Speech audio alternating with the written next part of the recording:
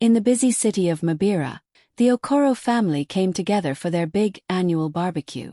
The yard was full of life. Long wooden tables were covered with roasted meat, sweet plantains, and bright, colorful salads.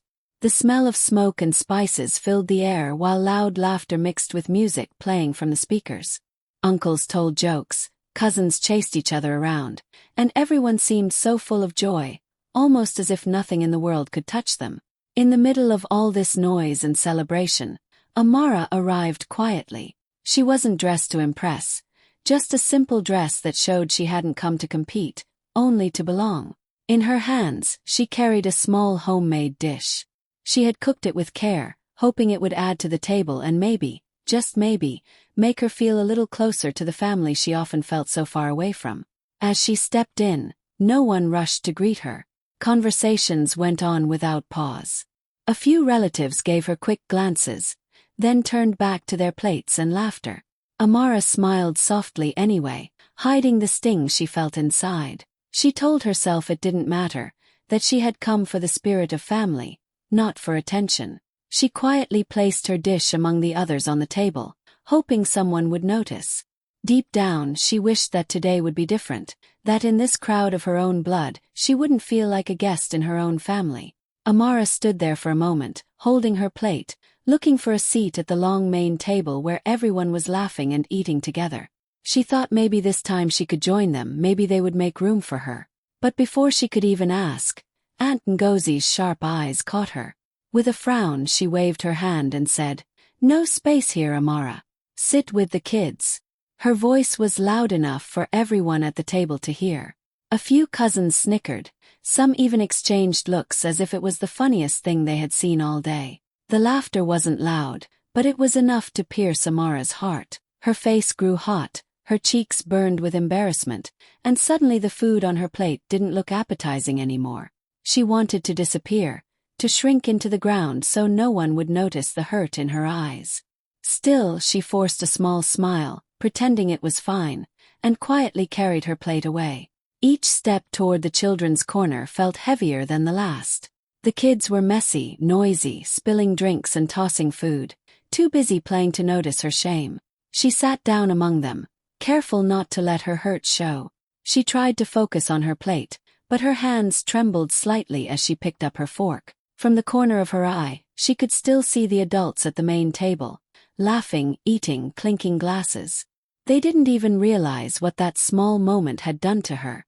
To them it was nothing, just a comment, just a laugh. But to Amara, it was another reminder that she didn't belong, that no matter how much she tried to be part of the family, she would always be pushed aside. As she sat there, one of the little boys spilled juice on her dress, and the kids burst into giggles. Amara forced herself to laugh with them, even though her heart ached. She didn't want the children to feel her sadness. She looked at her plate, but the food felt heavy in her mouth. Every sound from the main table reached her ears. The jokes, the teasing, the loud chatter, and with every laugh, the gap between her and them seemed wider. She thought about leaving. She thought about standing up, taking her dish, and walking out of the barbecue altogether. But then she looked around at the decorations, the lights strung up in the yard, the smell of roasted meat in the air, the children laughing around her. This was her family, her people, and no matter how they treated her, she couldn't bring herself to leave just yet. Inside, her heart whispered the truth she couldn't say out loud. All I ever wanted was a seat at the table, not just in the corner. Amara sat quietly at the children's table, trying to hide behind her plate, but her ears couldn't ignore the voices floating from the main table. At first, she thought she had imagined it, but then the words became clearer. A cousin leaned close to another and whispered, "She's still unemployed, isn't she?" Someone else chuckled and added, "And no husband too. At her age, what is she even waiting for?" Another voice followed, low but sharp, "She doesn't even belong here. Always so quiet, always so plain." Each word hit her like a stone. The whispers weren't even subtle anymore. Some of them spoke loudly enough for her to hear, as if they wanted the sting to reach her heart. The laughter that followed was soft, but it cut deeper than the insults. Amara gripped her fork tightly, staring down at her plate, willing herself not to cry. The roasted plantain and salad in front of her suddenly felt tasteless, heavy, like stones she couldn't swallow. She forced herself to take a bite, chewing slowly, pretending she didn't care, but every sound from the main table dragged her further into her silence. Her chest tightened. She wanted to stand up, to walk away, to escape the humiliation. For a moment, her eyes drifted toward the gate of the yard, and she imagined herself leaving, disappearing into the streets of Mabira where no one's laughter could reach her. But then her heart pulled her back. This was her family. This barbecue wasn't just a meal. It was tradition, something she had grown up with, something that carried memories of childhood laughter, shared stories, and Grandma's warm smile. If she left now, she would be walking away not just from the insult but from everything this gathering meant to her. So she stayed, even though every minute felt heavier. She tried to distract herself by talking to the children beside her, smiling at their messy jokes and little games. One little girl tugged on her sleeve, showing her a piece of meat she had stolen from her brother's plate, and Amara managed a soft laugh. For a brief second, she felt the innocence of their world, untouched by cruelty. But when the children's laughter died down, the voices from the main table returned to her ears, sharp and mocking. She lowered her gaze, hiding the pain in her eyes. Her fingers trembled as she pushed the food around her plate. She wished someone, anyone, would notice, would speak up for her, would tell the others to stop. But no one did. She swallowed the ache inside her chest and whispered to herself, "Just endure it, Amara. It's only one day." Still, deep down, she wondered how many more family gatherings she would have to survive like this, silenced, unseen, and quietly bleeding behind her smile. Grandma Adana sat at the head of the table, her place of honor glowing under the soft lights strung across the yard. She didn't speak much, but her presence was enough to command respect. Everyone knew she was the root of the Okoro family tree, the woman whose strength and wisdom had held them together for decades. While the others laughed, joked, and filled their plates, Grandma's sharp eyes moved quietly across the gathering, noticing details no one else cared to see. Her gaze eventually landed on Amara. She saw the way her granddaughter had been brushed aside, sent to sit with the children as if she were not grown, as if she had no place among the adults. She noticed the way some cousins smirked and whispered, their words like knives aimed at Amara's heart. And though Amara kept her head bowed, trying to act unaffected, Grandma could see through her silence. She saw the hurt hidden behind that small, forced smile. Slowly, Grandma lifted her walking stick and tapped it lightly against the floor. It was her old way of signaling that she was displeased. A few relatives glanced at her but quickly turned back to their plates, pretending they hadn't noticed. The music and chatter covered the sound, and soon no one paid attention.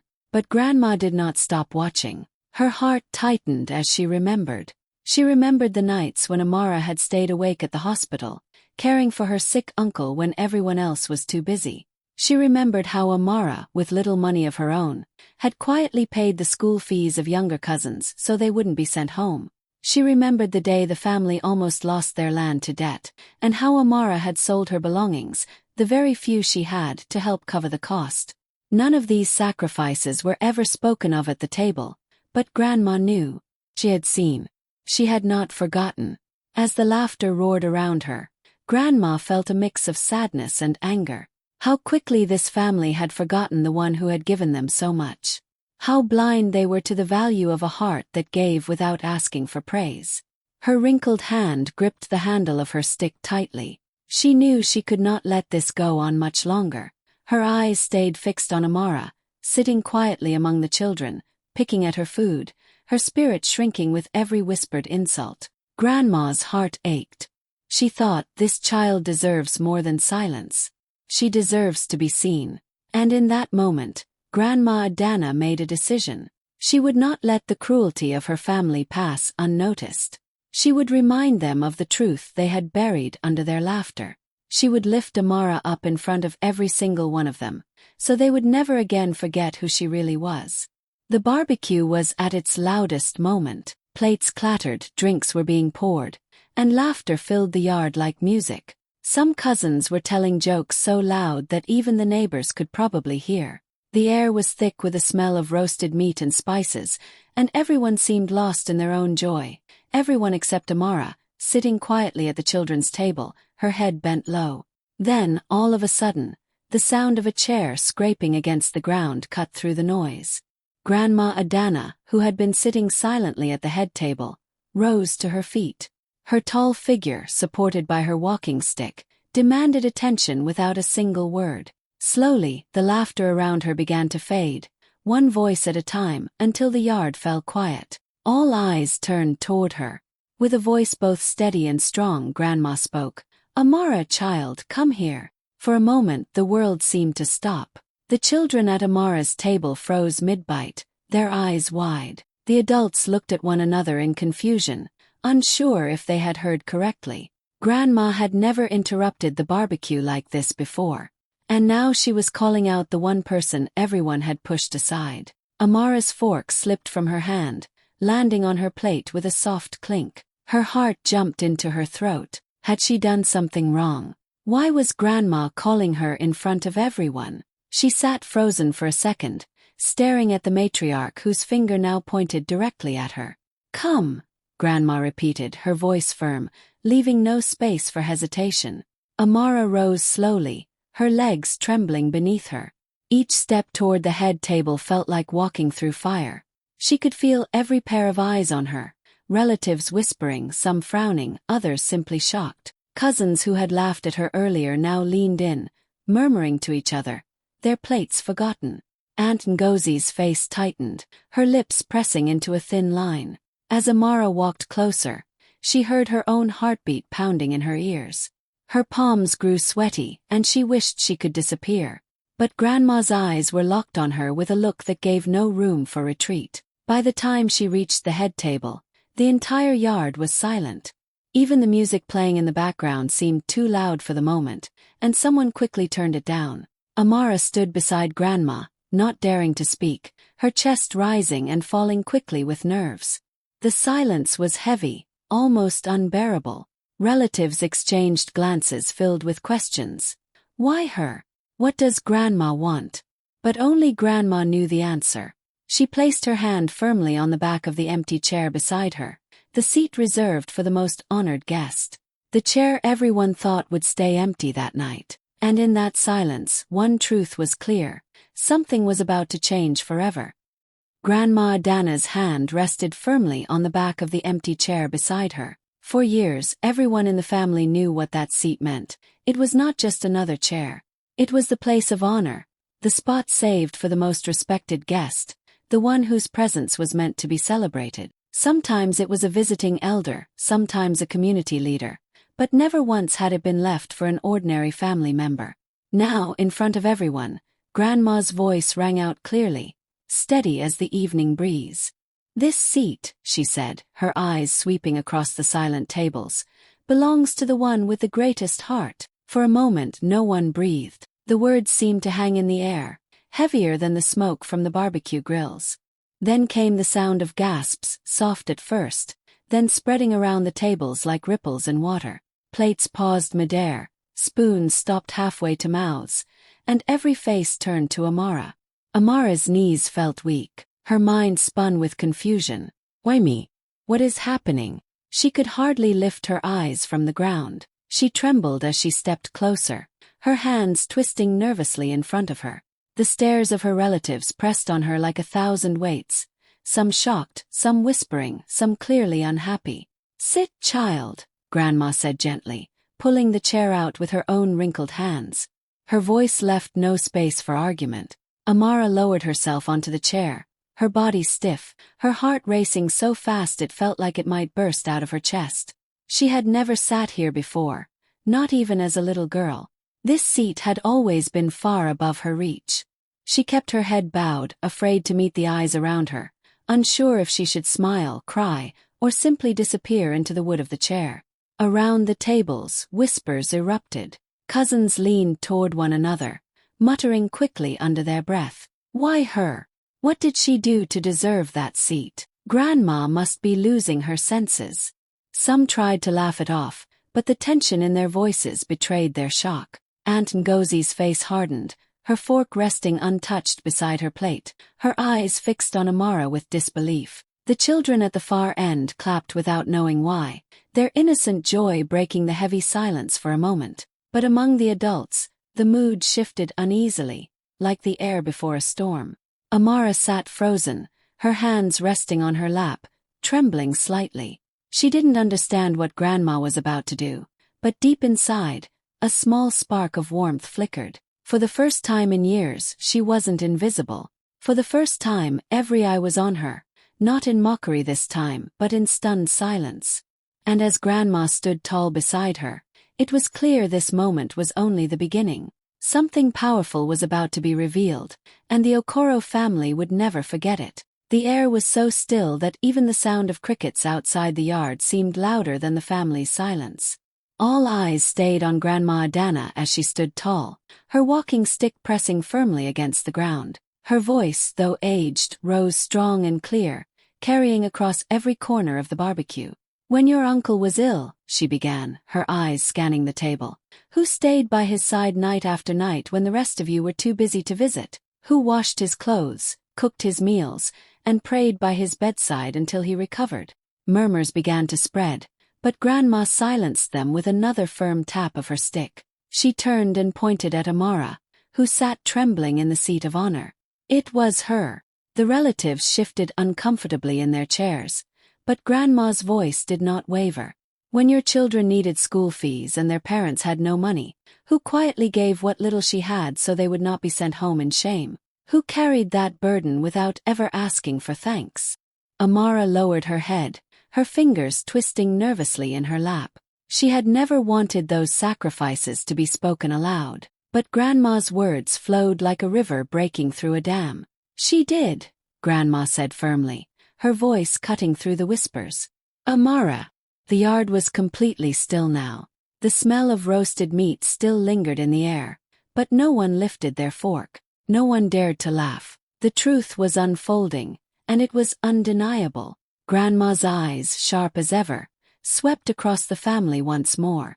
And when this family nearly lost its land to debt, when no one could find a way out, who sold her own belongings, her clothes, her jewelry, the very things she had saved for her future, to help keep this home standing? Her voice cracked slightly, not with weakness, but with emotion. Slowly, she raised her hand again and pointed to Amara. "The one you mock, the one you pushed aside, the one you told to sit with the children." Gasps echoed around the tables. Some relatives looked down at their plates, too ashamed to meet Amara's eyes. Others whispered nervously, guilt spreading like fire in their hearts. Aunt Ngozi shifted in her chair, her face pale, her lips pressed tightly together. Even the cousins who had laughed earlier now sat stiff and silent, their pride shrinking under Grandma's words. Grandma lifted her chin, her final words striking like thunder. "The reason this family still stands, the reason you sit here tonight in joy and laughter, is not because of your wealth, not because of your pride, but because of her heart." The silence that followed was heavier than any laughter that had filled the night. Every pair of eyes turned to Amara, but this time there was no mockery, no smirking. Only shock, only shame. And in the center of it all sat Amara, trembling, her eyes wet with unshed tears, her quiet strength finally laid bare for all to see. The silence after Grandma's words felt like a heavy blanket over the whole yard. No one dared to laugh anymore.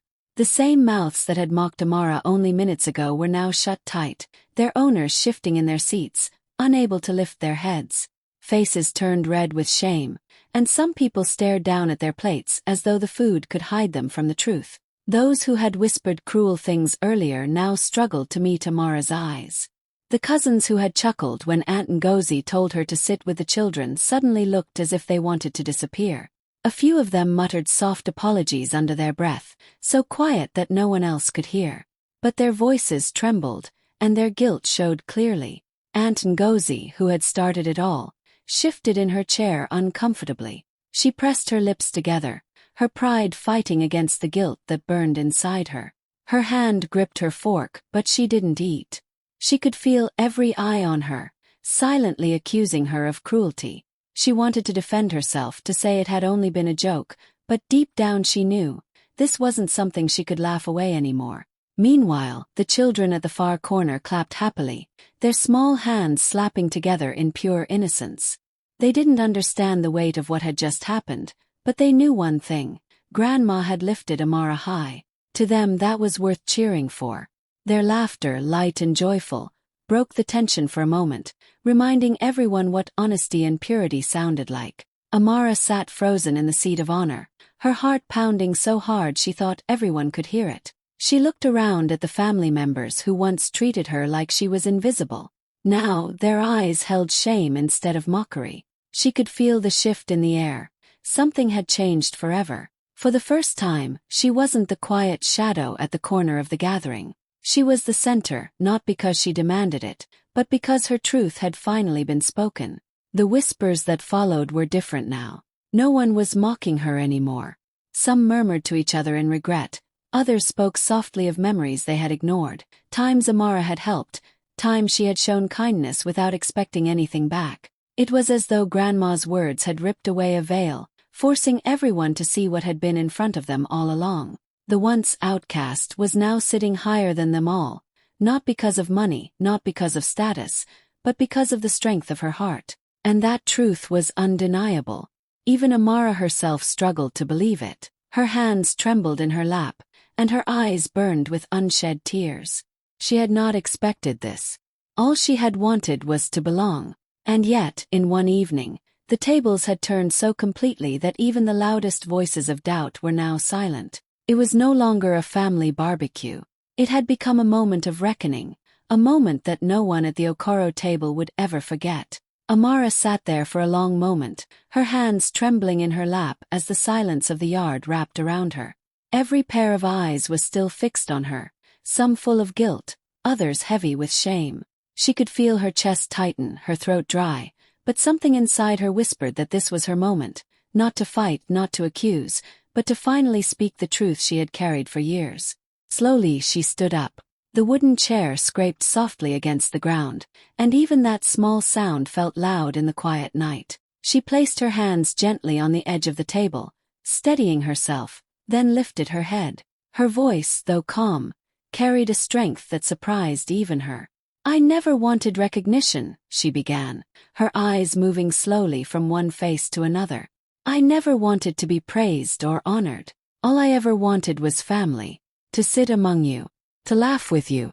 To feel like I truly belonged here." Some cousins lowered their eyes. Aunt Ngozi shifted uncomfortably, her fingers twisting the edge of her napkin. But Amara didn't stop. "For years, I told myself it was fine to be overlooked. I told myself it didn't matter when my seat was always at the corner, when my words were ignored, when my efforts went unseen. But tonight I realized something. Respect cannot be demanded, it must be earned. And not by money, not by titles, not by loud voices, but by how we treat each other." Her words cut through the air like thunder. The same family that had laughed at her only an hour ago now sat frozen, their shame reflected in the silence. Even the loudest, most boastful relatives bowed their heads, unable to meet her gaze.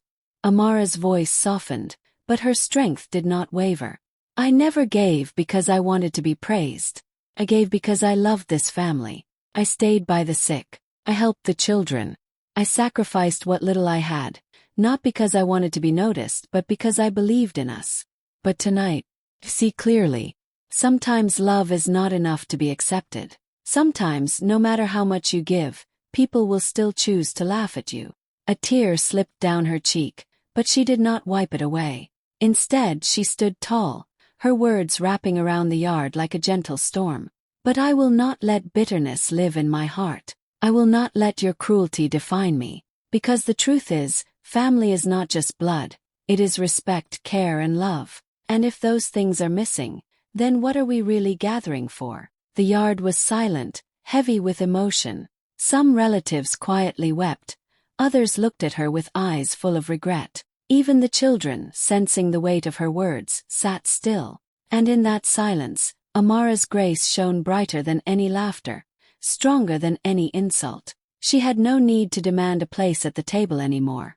Her dignity had already given her one. From that day forward, the barbecue was remembered not just as another family gathering, but as the night everything changed. People in Mabira spoke about it with awe, calling it the barbecue where Grandma lifted Amara.